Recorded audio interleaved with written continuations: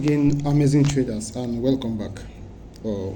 We are going to quickly look at the market review for Friday, the 28th of February 2025.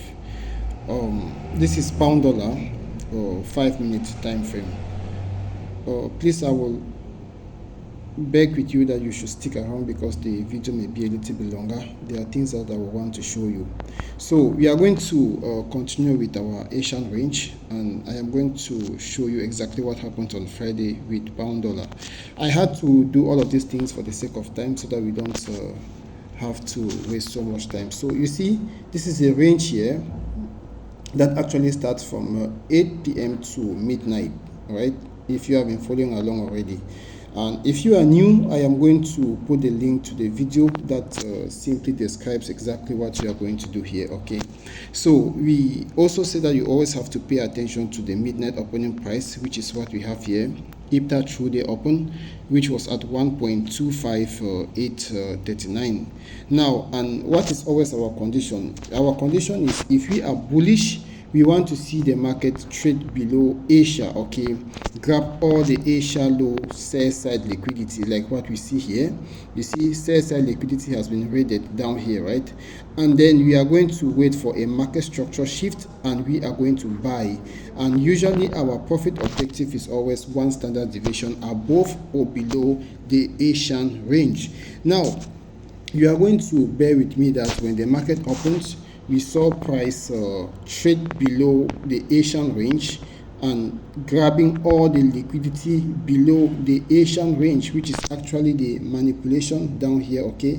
Or we can also call it the total soup, okay? ICT refers to it as the total soup. Now we can drop down to the lowest time frame. You can use 1 minute, you can use 3 minutes, depending on which time frame is convenient with you. There are people who cannot trade the 1 minute because they believe that it is too noisy. Now the 1 minute is actually going to help you see a lot of good entries, okay? If you study here, you are going to notice that there was actually a market structure shift right here. The moment this swing high was taken, we saw price trade back into this volume imbalance down here and then took off from there. So you could literally be buying right down here and targeting the opposing liquidity. Now I am going to show you something very interesting. You could target something like this, the Asian highs, or one standard deviation above the Asian high. We are going to see how that played out. But even if you did just this one, you don't always have to be greedy, okay? If you bought down here and you targeted this level, you will have made about 29 pips in the market, which is actually very great, right? But if you targeted the Asian highs, you will still have made a lot of profit. Like, see how far the market went above the Asian highs, okay? That was the Asian high buy side liquidity being raided, okay? So that was a very good trade for Friday, absolutely very good trade. Now, what did I say about the midnight opening price? I also say that the midnight opening price can act as a classic support and resistance if I speak retail, which means that if you fail to buy below the midnight opening price, you can still buy at, okay, you can still buy at the midnight opening price. This is what you see here. Notice how many times the market reacted at the midnight opening price. You see that? You see that? So this could be an area where you could possibly take a trade from, right from here, okay? You see the market opened, it traded there, touched this area multiple times and then went lower. When the market came back and retested this midnight opening price, you saw how price moved aggressively from there, came back again, retested, moved aggressively, came back, retested, moved aggressively. You see, even when price later came down, it went below, came back and retested that level, okay, and then dropped down. So you see how powerful the midnight opening price can be. Always pay attention to it, okay? I have said this in my videos severally. Now I want to show you something very interesting. Another thing is, if you were not able to take a buy, let's say you came late, okay, what time is it now? It was at 10, which is actually the London close. Let's say you were not able to take a buy here. Now you want to trade the London close. What have we equally said? We have said that if the Asian highs buy side liquidity is being raided, we can also look for what? A market structure shift okay, and then we are going to look for sell opportunities, which means we are selling above Asia and we are buying below Asia. So we could still look for a sell opportunities when the Asian highs buy side liquidity was raided. You see all the liquidity above here, all the buy stops above here was raided with this move here, okay, with this move. So we will wait for a market structure shift and then we are going to take a buy. You see, so we had two opportunities, buying below Asia and selling above Asia, okay. I hope that is clear. Now I am going to show you something. Look at what happened the moment the Asian highs buy side liquidity was raided. You saw how the market aggressively dropped lower, okay. It aggressively dropped lower. Where did the market structure shift occurred? Here. This is where the change of character or the market structure shift occurred. Now you would wait for price to trade back into that range and then you are going to look for any institutional reference point here and you will sell, okay. Just like what we did down here. You see we looked for a fair value gap down here and then we bought. You can still look for a fair value gap over here, a mitigation block, a breaker block, and then you look for sell entries. I am going to show you exactly what I mean. So this could still be another opportunity. You could take your Fibonacci tool, you wait for this energetic displacement. Now you will anchor the displacement high and the displacement low. You will wait for price to trade above the midpoint of that displacement, which is the equilibrium price level. You wait for price to trade into premium and then you will look for institutional reference points into this premium, okay, with confluence, and you are going to confluence it with what? The Fibonacci optimal trade entry levels, which I'm going to show you right away. I have a video on that, okay. So this is what you are going to do. You are going to anchor the high and then the low, okay, like so. And then you are going to go to the Fibonacci setting. You are going to look for 62% Fibonacci level. You can look for 62, 70.5 and 79, but in this case we have 62%. This is how far the market went. You see this 62% Fib level, and it confluences with what? A 5-minute fair value gap, okay. Look at this here. This is a 5-minute pardon me. Right here we have a 5-minute fair value gap, okay. This fair value gap from here to here, this is a fair value gap, and we also have this bearish breaker block. This is a breaker block right here. So you see the confluences. You could still be taking your sell right here, okay, and you will absolutely be right. That is 62% optimal trade entry level, which is also an internal range liquidity, which means if you took your sell here, you have targeted these lows down here or these lows right here, and you will still be making a profitable trade on that Friday. Why? Because we have sell side liquidity below here, we have another sell side liquidity below here, so you could target all of that liquidity, and if you did that correctly, you will have also had a very good trade for Friday. So you see the multiple opportunities that you had on Friday, buying below Asia and selling above Asia. I am going to show you another thing that you could do. If you were looking at the 15 minutes time frame, now you will equally be wondering, like, why did price even turn around here? Why did price even turn around here? What I'm going to show you is, look to the left of your screen. If you notice here, what do we have here? We have two fair value gaps here, and usually when you have two fair value gaps, you can target the one lower, okay. But then price went right above the first fair value gap, so you could extend that fair value gap across like so. You see, notice how price traded into that fair value gap and then turned and went lower. You see what I'm showing you? What is another confluence? This up close candle here is what? It's a bearish order block, okay. This is a bearish order block. You see the confluences. Whenever you combine a fair value gap and an order block, it becomes a very, very powerful institutional reference point, or a very powerful level, and usually you are going to see price reject from there very well. You see, look at what happens here. Now if we even do the midpoint of this fair value gap, which is called the consequent encroachment, you are going to see how price respected that level. You see, look at how price stayed below the midpoint of this bearish fair value gap. You see that? You see that? That is a consequent encroachment of the 15-minute fair value gap, and it did not, even though it traded above, like the wicks will do the damage, okay. the wicks will do the damage, but look at the bodies of the candles staying right below the consequent encroachment of this fair value gap, and then we saw that energetic move downward. Now another thing you could do is you could take this range high, this range here, and this other range down here, okay, and it will become your dealing range, okay, this range high and this range low. Now what you will do is you are going to take your Fibonacci tool, you will anchor right down here, okay, and then you anchor right over here, and it's going to give you a dealing range, right? You extend it like so, okay. Now I am going to show you something very interesting. That is still an optimal trade entry level. Now toggle on the 79% FIP level, and you are going to see how the market reacted there beautifully. Now look at something. Look at this level here. Are you seeing what I'm seeing? Look at this. What is this here? 79% FIB level. That is an optimal trade level. Very, very accurate. You see that? Which is 1.26175. You see how the market hits that? Look at the body of this red candle. It stays exactly at 79% FIB level, which was an optimal trade entry level. So you could still use that strategy and you take your short entry from here, and that will be a very, very good trade for that day. That is internal range liquidity, and what is price going to seek? It's going to seek external range liquidity, which is the liquidity that is resting below this Asian lows, okay. You see that? You will have targeted this Asian lows here as your profit objective.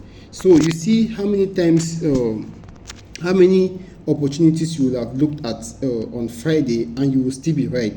So you have to actually be very flexible, okay. You don't have to be stereotyped. You can still look at multiple opportunities in the market, and it's going to help you. Now notice how price came back to this midnight opening price and then reacted from there. You see, so the midnight opening price, I will say again, is very, very powerful. Always make sure that you pay attention to the midnight opening price, okay. Always extend it and watch how price is going to treat it for that day.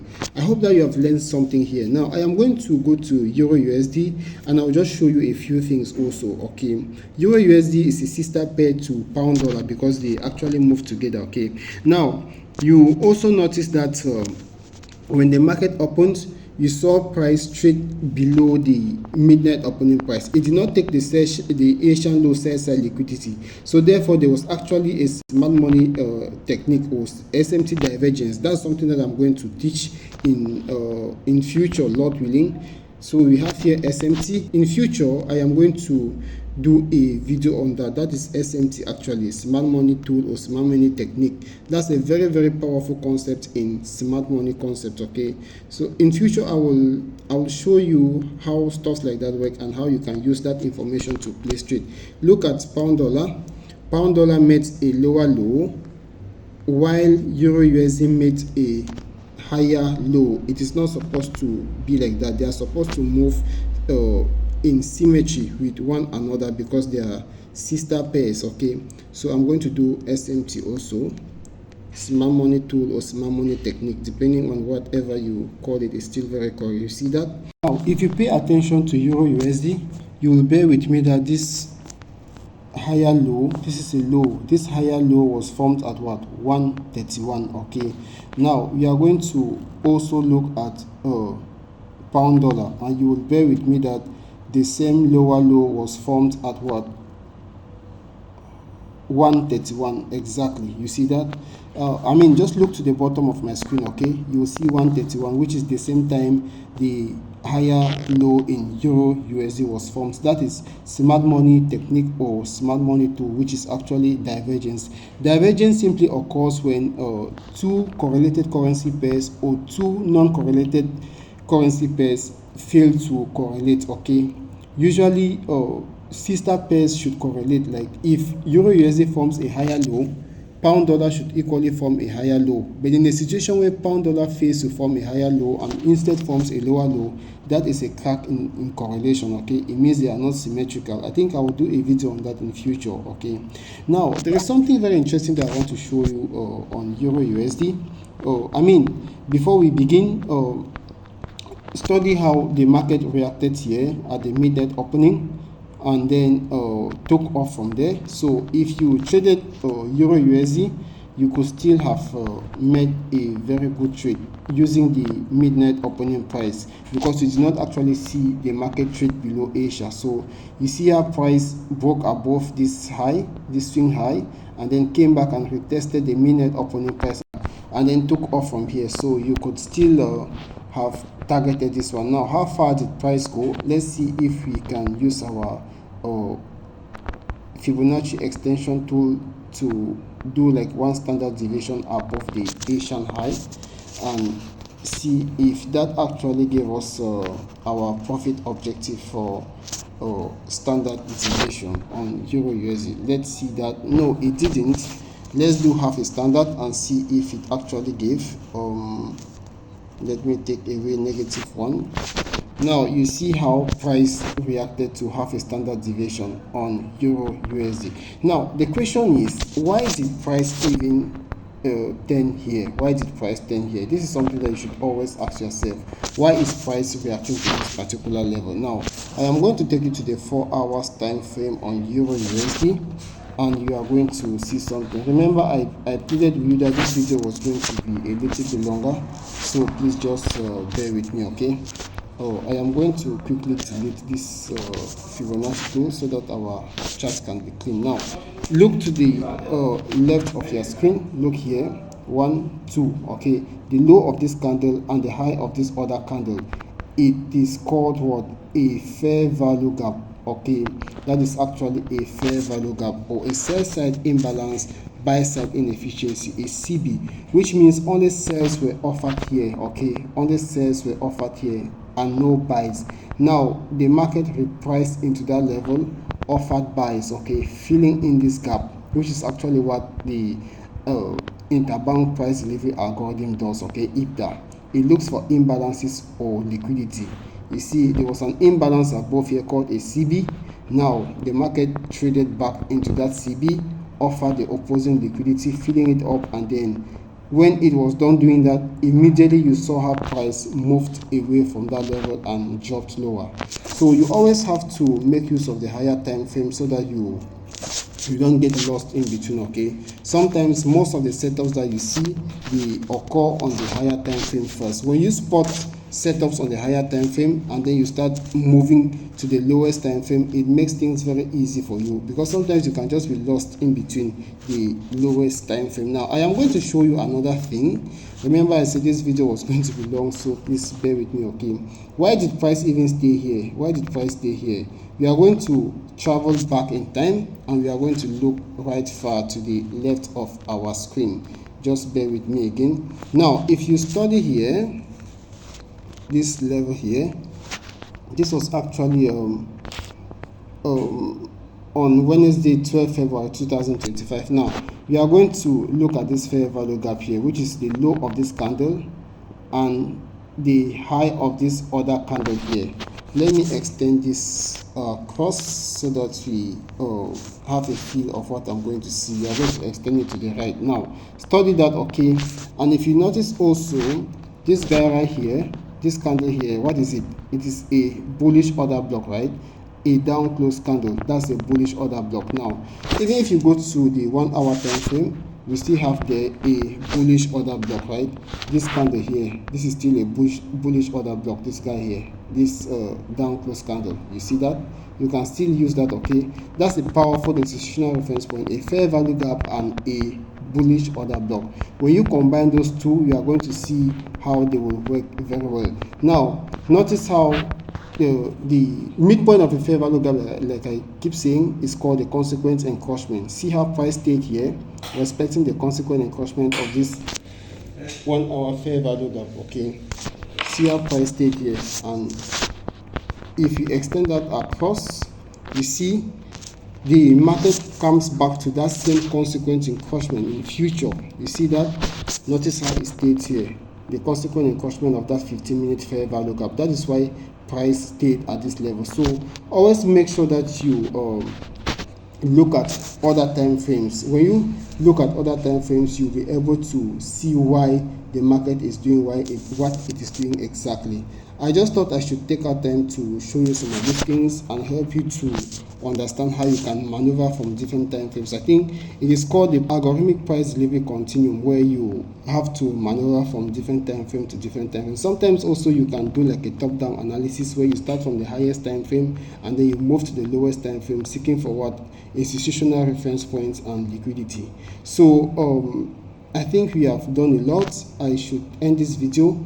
I mean, if you were not able to buy down here on EURUSD, you could equally have waited for the market to take all the liquidity above these Asian highs, and then you wait for a market structure shift. Okay, now where did the market structure shift actually occur? The market structure shift actually occurred here on a 15-minute time frame, right? You see, when this swing low was taken by this energetic drop, what happened? You saw price trade back into this range, and what is found in this range here, if you look keenly, you are going to see let's look this breaker block here. This is a breaker block like so, a bearish breaker block here. Okay, this down close candle here, this is a bearish breaker block. You see how price traded into that bearish breaker block, and then what happened? It sold off. So you could still look for that as an entry, and you will be very, very correct. Okay, so you need to be flexible. Don't depend only on one strategy. Okay, you need to be flexible. So this could still have been a very good trade on EURUSD. So the moment that displacement occur, you could still measure this displacement low, okay, and this displacement high like so, this low and this high like so. And what are you going to do? You are going to wait for price to trade back into premium. Trading back into premium simply means you are going to wait for what? An optimal trade entry level. And what is that optimal trade entry level? You are going to go to your Fibonacci tool, and you are going to start looking for what? 79%, 60%, and 62% and 70.5%, and you wait for price to trade into that level. Now if you study this one carefully, let's see what happens here. Let's do 62% like so. Now you realize that this is 62%, right? This is 62%, which coincides with what? The bearish breaker that I just showed you. So the moment price returns to that 62%, you will be looking for what? Sell entries here, and you will target the opposing liquidity right down here, right below what? This Asian lows. Okay, liquidity resides beside below Asian low. Sell liquidity resides below Asian low, and that will have also been a very good trade on EURUSD. So I hope that you have been able to learn something, and hopefully next week you are going to start looking at more interesting stuffs. All right, thank you so much. Just make sure you like the video, and if you have any difficulty or something that you want us to do, you can also comment in the comment section. Thank you so very much, and stay blessed, trade safe also, and goodbye.